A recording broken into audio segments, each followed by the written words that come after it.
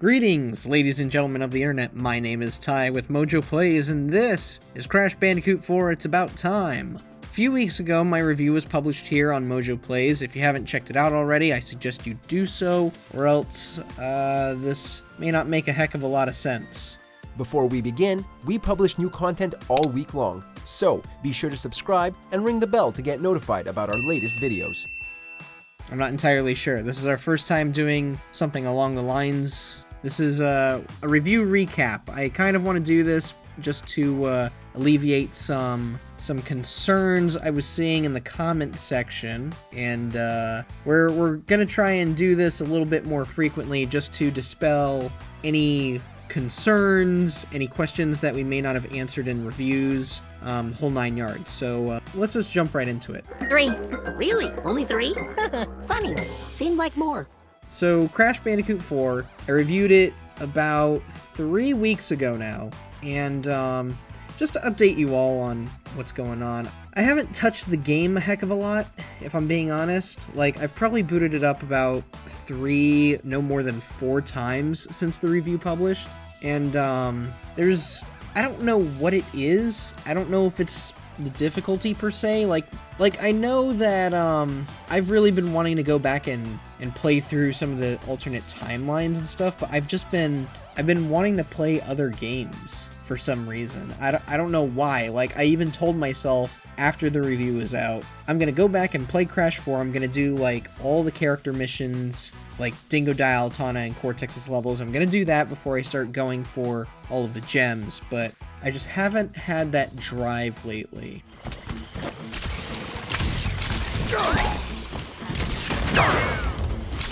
I don't know if it's because of the difficulty, or it could be just I'm ready to move on with my life. I'm not entirely sure, but I did see that there's a good amount of questions and comments pertaining to some of the things that I criticized Crash 4 for. Just in case, TLDR, I wasn't exactly thrilled with how difficult Crash 4 was, and that seems to be the topic at hand here. But before we get into that, I want to get into some of the other things I saw in the comments.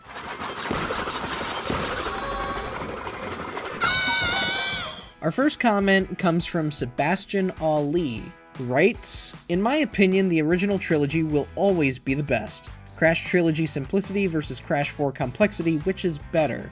It's a matter of taste, still a fantastic game and one of my favorite platformers of all time, but also, I can't say the word that he typed in here, so I will say demonetized. 106% completion, a shame that it is required to the true ending." Yes, I have to agree with you on all fronts. I do believe the original games are better. If you haven't seen our every Crash game ranked, Crash 4 only made it to the 3rd spot. There were 2 other games that I will always consider to be the best Crash games, and that just, I can't really budge on that notion. Let's get out of here. Also, as for the 106% completion, I have seen what the true ending is, and that's a spoiler that I will not bring here to the channel, but I will just say that I was pretty disappointed as to what exactly the true ending was. I watched it and was like, really? That's what you went with for a true ending? That? Alright. No. If I had to say which one was better, the simplicity of the Crash trilogy or the complexity of Crash 4, though, that's a tough one. I would probably have to say, I'd have to say the trilogy's simplicity. I always prefer simplicity over complexity, just because the more simple you keep it and not trying to put so many cogs in the system, that's where the game is the most fun. Like, the more systems you try to add to a game, that's where it gets way more complicated than it needs to be, probably. And we need to cut back on a lot of the mechanics of certain games, but that's a discussion for another time.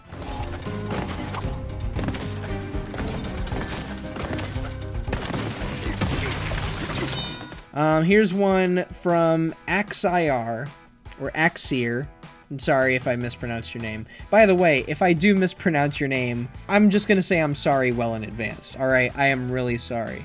Anyways, so here, Axier says, this video saved me $60, told me everything I need to hear. I don't have the time or patience for cheap deaths and frustrating level design.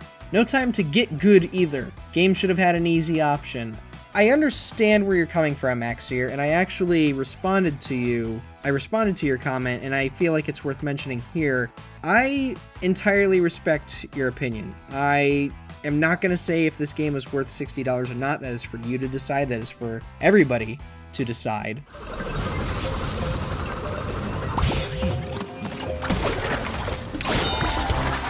Honestly, I wasn't that frustrated with everything. Like I said in the review itself, I was frustrated with the last third of the game specifically. I've been going back to the earlier levels, like the first half of the game I've been trying to stick with whenever I do go back and play it, just because those levels felt a bit more fair. Whereas the last third of the game was just like, what the hell? How do you expect me to pull this off?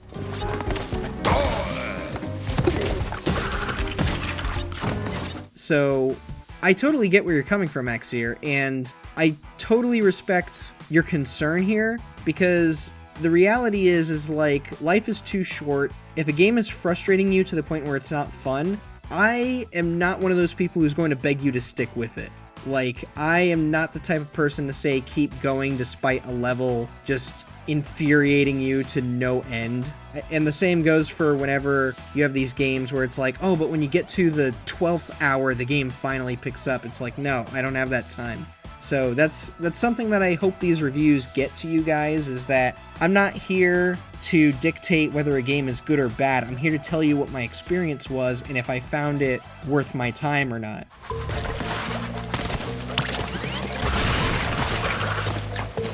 So the whole point of reviews are to help you save money. So if it sounds like I was having a bad time, then by all means, save yourself the trouble, you know? But if it's something you think that you'd have fun with, then by all means go for it. Games should have had an easy option? I'm not entirely sure, just because with platformers you don't exactly get easy options, because the thing about platformers is difficulty is centered around how the level is structured. So that's kind of a stretch. At least from where I'm standing. I know that you could probably tweak it in some way, like add more checkpoints, which the last third of the game desperately needs. I am going to hammer that home all the way. Like, that is something I will never stop talking about. Or you could take away enemies, but I'm not so sure if the game should have had an easy option. But we'll get to that later on, too. Some other people that I want to read off have mentioned difficulty choice. Now that we're on difficulty, I do want to address, there were several comments that talked about how hard the game was and how frustrating they were. So I do see some people in the comments have played the game, supposedly.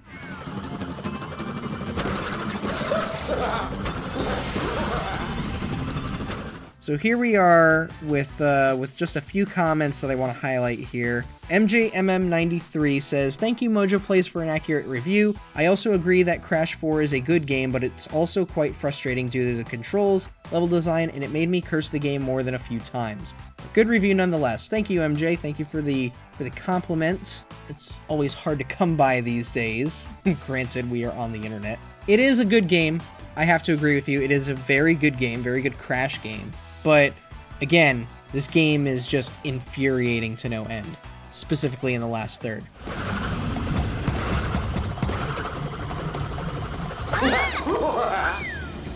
Celine van Ruiskensvelde, I hope I said that correctly, apologize if I didn't. I just wanted to highlight this one. Sekiro Platinum and Bloodborne Platinum? Hell yeah. Crash Insanity and It's About Time cries in a corner at the challenge. That is 100% me. The only Crash game I platinumed was Crash Warped. I have not touched Crash 1 nor 2 because those games are just, they're really, really fist clenching. Like, my god. I actually tried going for the platinum for Crash 2 and I nearly threw my controller out, but it's like, I know I can't throw this. It's the only DualShock I have right now.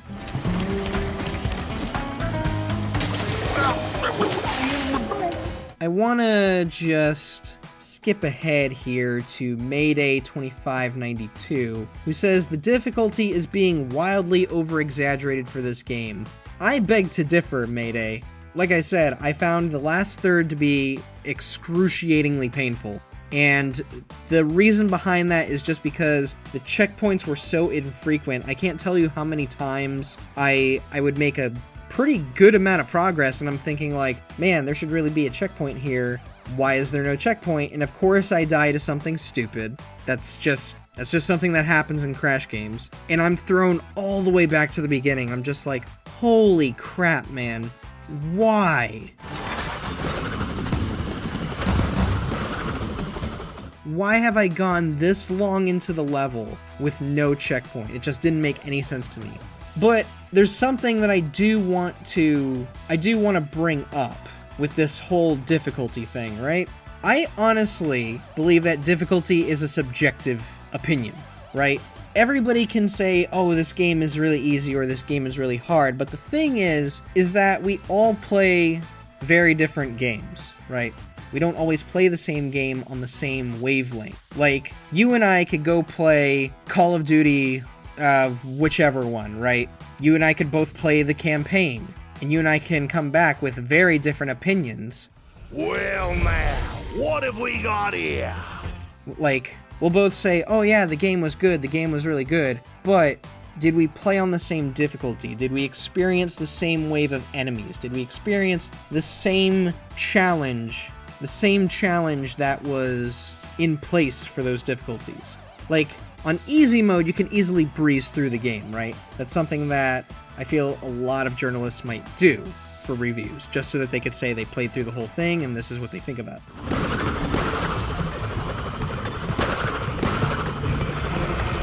So, when it comes to people criticizing the difficulty and saying, oh, well, you're just bad because you think the game's too hard, well, I just blasted through it, no lives, no problem.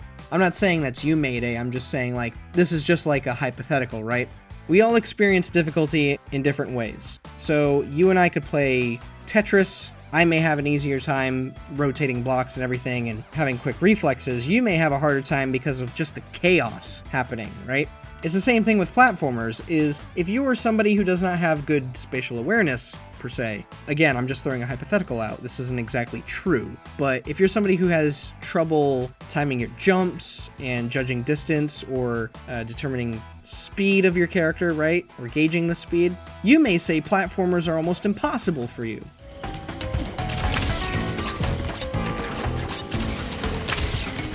For me, shooters are almost impossible for me, just because sometimes these games will put in a tiny reticle and stuff. But I digress. But I hope you understand my point here, difficulty being subjective. I feel I did not exaggerate. I will tell you firsthand that I feel the first 2/3 of Crash 4 are not at all that difficult. Yes, you're gonna die a lot, but not once when I was playing the game did I get a game over. And I wasn't even playing on the modern difficulty, I was doing retro, I was on a lives counter. Ooze your way to victory! Go!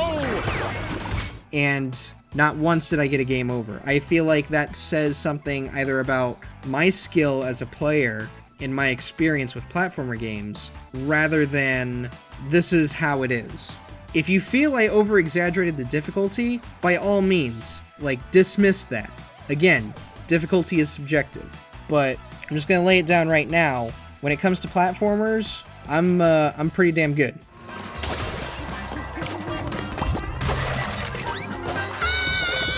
Snufflepuss Penguins says, I respect the choice of difficulty, but I fear some decisions like hiding crates out of the camera, extremely long stages, and large crate counts can make it very hard to get 100%.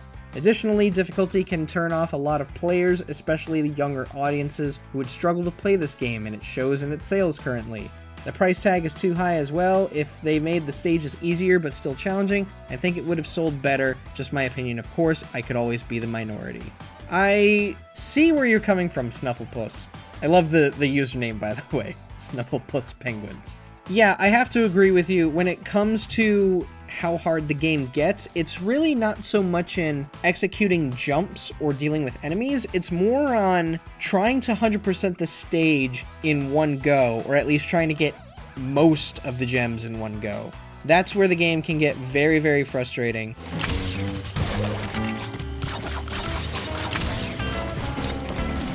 And it's even more frustrating when you realize, oh, I missed this crate because it wasn't even showing up on camera. To me, that's just unfair. It is very much unfair, because to me, if you are hiding a secret in a game, you need to have something. You need to have something in your game that kind of hints at it. So like with the first Crash Bandicoot, there's a level or two where there's a hidden path you can walk on to get more crates. Now, to hint at that, they put a few Wumpa fruits just slightly over the edge. Just enough to where you could try and discover it.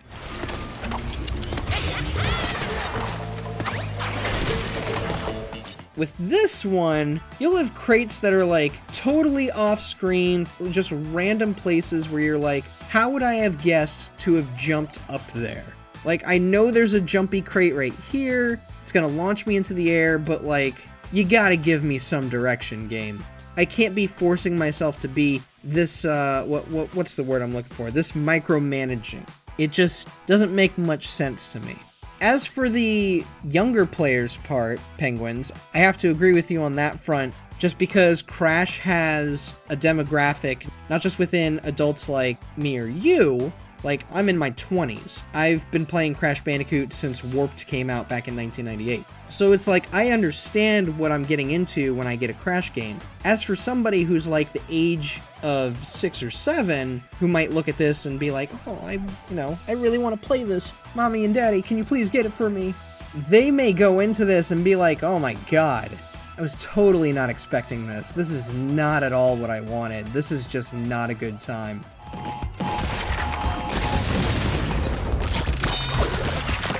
Especially since you have a lot of goofy skins, and it's like, yeah, those skins are kind of incentive for you to try and get into the game, but if I was a kid and I saw Crash dressed up as a chicken, I'd be doing everything I could to make sure I get that damn skin. But you know what? Some things just aren't worth it. I could be wrong on that front, because there's that whole thing of adults have all the money in the world, but not all the time, and kids have all the time, but not enough money in the world. So who knows, maybe a kid's got a lot more patience than I do, or any adult does. Who's to say?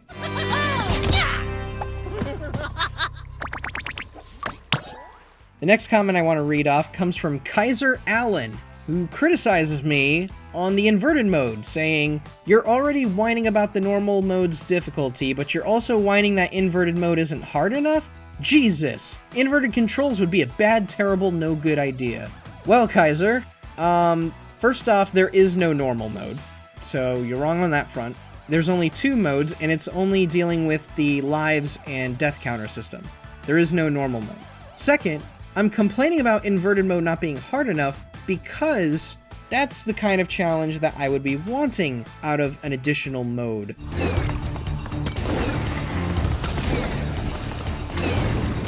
My complaint with inverted mode isn't necessarily that it's not challenging, it's the fact that it doesn't bring anything interesting or enticing for me to go back and play the level.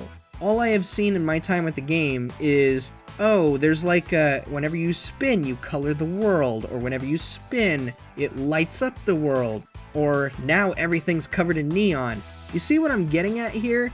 The only mode that I've seen where inverted actually presents somewhat of a challenge is when the entire level is submerged underwater. That's the only thing I see unique about inverted levels. That's it. Everything else has been nothing more than like a visual style and maybe the courses mirrored.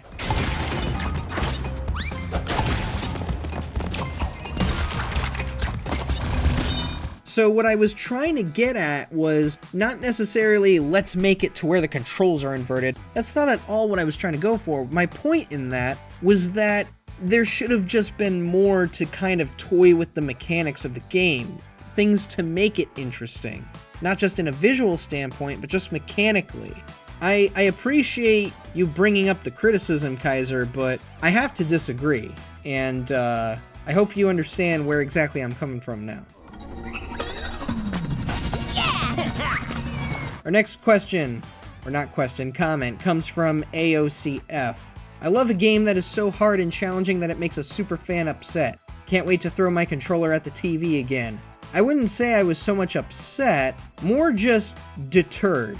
Again, I got to the last third of the game and that's where I was getting, like, really frustrated.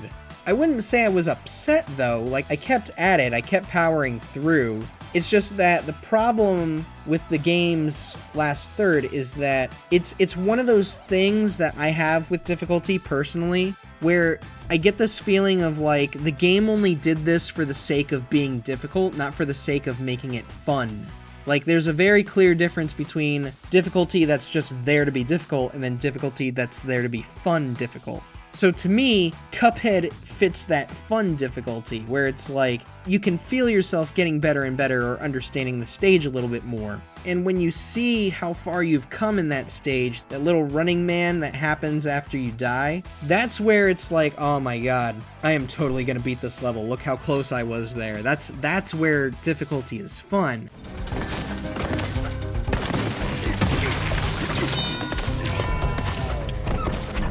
Difficulty in Crash, on the other hand, it's like the kind of difficulty where it feels difficult to be for the sake of being difficult. It feels like it's only there just to anger you.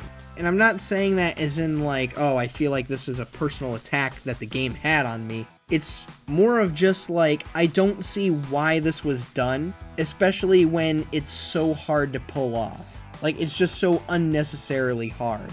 I don't want to say anything about the last third of the game just because of spoilers, but it's just, they were throwing things where I'm like, you have not done this at all in the previous levels, why are you doing it now? Of all the times, like, I have been with you, game, for 10 to 20 hours, why are you just now doing this? Had you done this before we hit the final third of the game, I feel like I could have had some extra practice, but you didn't do that. In a way, the problem kind of circles back to pacing issues. I don't know, that's just me.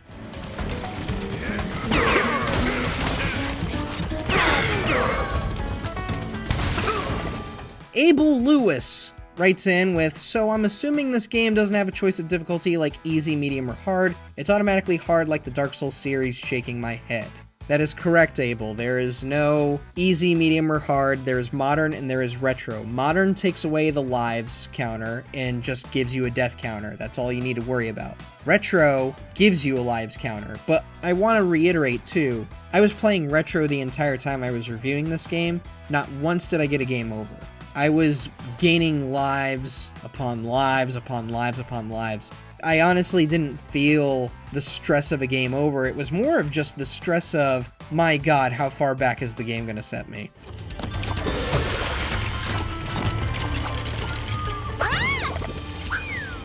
Yeah, it's automatically hard like Dark Souls. There's no really set difficulty, but to me, that's also just not a knock against the game. That's not really something you can criticize a game of doing.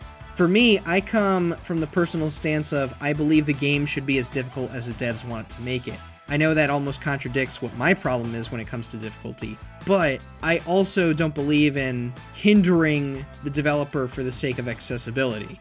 Like, if you want to have an easy mode, you want to have a normal mode and a hard mode, you want to have an ultra nightmare difficulty, you die in one hit and you can't ever go back again, by all means, that is your prerogative. That is your vision of the game. But if you want to stick with it and be like, no, this is how it is, then fine, that's great too. This is your game, you set the difficulty, I will play it and let you know how I think.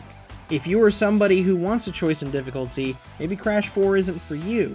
But again, I didn't really come across a game over at all in my playthrough. I barely, I think there was one time in my playthrough where I had one life left and I managed to get 2 lives out of it before I died again. So, that's just me. Ah, bastards! They'll get every last one of yous. L's successor! I have to... I'm sorry, I actually do like Death Note, so I can appreciate this username. L's successor says, no, it's definitely not. If you're going for the platinum, though, it's definitely up there, but not if you're just playing to beat it. L, I'm going to assume that this is in response to me saying the game is really hard, and also in response to what our headline was, or our title was for the Crash 4 review. I can say, like, again, it's not difficult in the sense that, oh, you're constantly getting game overs. It's more difficult in the sense of how you approach the levels, too. You can only do so much in your first go of a level. Like, if you're going into this game blind, you have no idea what to expect. Obviously, you're not going to be able to get every single box, do it with no deaths, and so on and so on. And I've actually been trying to get into that mindset, too, whenever I go back and play Crash 4. Of trying to remind myself you don't need to get everything. You can save this for later. Save your sanity.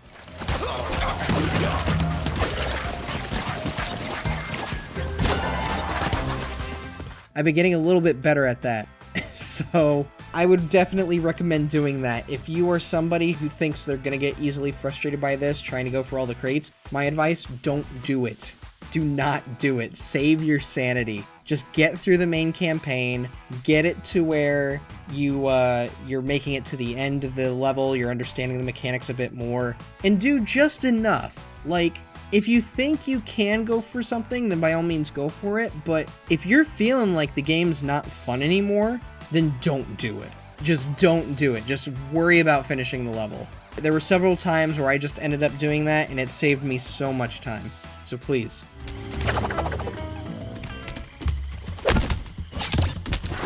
Even Bandicoot Kaboom says it right here, too. The game isn't too difficult when you're just trying to beat the level. I agree, if you're ignoring everything, getting through the levels is just fine. It gets truly difficult when you're trying to get every collectible. Again, that is also the case. When you're trying to find the hidden gems, like, that's what I was doing in my normal runs and my first playthroughs, is trying to find the hidden gems. Everything else is what's going to drive you up the wall. Trying to finish the game with fewer than 3 deaths, trying to get every single crate in the level, trying to get the insanely perfect relics, which are a load of crud. It's very much a game where you have to gauge your own level of craziness. Everybody has their own BS meter, right? And you just gotta know when you cannot take it anymore.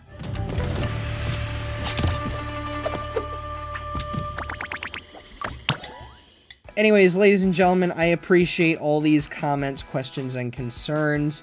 If you ever have anything that you feel hasn't been answered or you want answered in a review, be sure to leave something in the comments of that review. We are planning to make this more of a regular thing, so this has been a MojoPlays review recap. If you're curious as to what else I'm playing or are looking for something new to play, my Twitter handle is @GhostWriterTyler. MojoPlays is listed under Watch MojoPlays on all social media. Folks, my name is Ty, and until the next review, I wish you all the very best, and I thank you for a civil discussion. Take care, everyone. High school, what's she up to? Do you think she's happy? And profuse so she's so bad.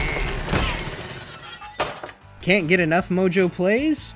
Check out these other videos and subscribe for more great content.